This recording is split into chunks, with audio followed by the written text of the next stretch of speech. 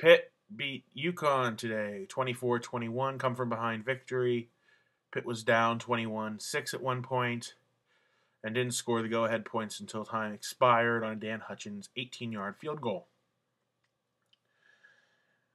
The Bluebirds returned today, unfortunately. Bill Stoll made a few mistakes. He threw a pick in the end zone. He threw an interception that was returned for a touchdown. Two very inadvisable passes. That's really the best way to describe it. Other than that, he played all right. Bluebirds came out, though, which was kind of annoying. He made two pretty big mistakes, but, I mean, in the end, they were able to overcome it. From the middle of the third quarter on, when Pitt dominated the game, he played flawlessly. And it was kind of frustrating to watch because you can tell Pitt was the better team. I mean, Pitt's offensive line pretty much had its way with UConn all day. UConn's defense, you could tell, tired out towards the end of the game. Just the way that they weren't able to tackle Pitt's running backs at all by the end of the game. They looked gassed. Pitt's defense had a pretty good day, considering UConn was spreading them out, and we've long documented Pitt's problems with the spread offense. Even though that kind of played away from UConn's strengths. But then again, if UConn played to its strength, it would have had problems with Pitt. Because if UConn plays to its strengths, Pitt plays to Pitt's defensive strengths.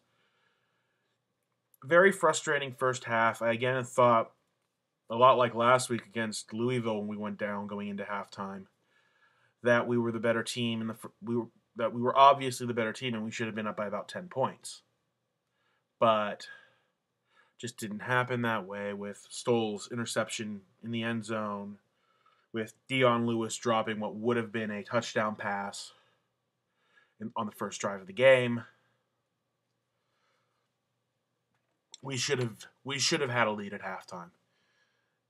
And then to come right out at the beginning of the second half and have Stoll throw the pick six going the other way.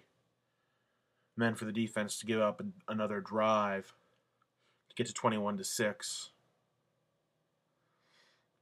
It's like, how is this happening? We're a better team than these guys. It's rather obvious. We're just shooting ourselves in the foot. Unfortunately, we were able to come back and take care of business.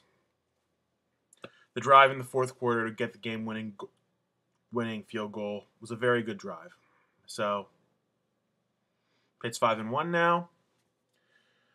We have a game this Friday again at Rutgers. Now, it's interesting because Wannstedt hasn't beat Rutgers yet. That's the only Big East team he hasn't beaten is Rutgers.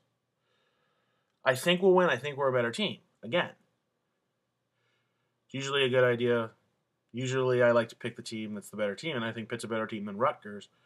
That said, Wannstedt still, for whatever reason, has never been able to beat Rutgers. I mean, last year everybody thought they were going to beat Rutgers, and all of a sudden Rutgers' offense decides to go off, and nobody really can explain it.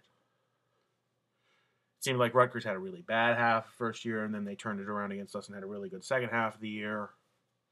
Kind of woke up, I guess. I don't know.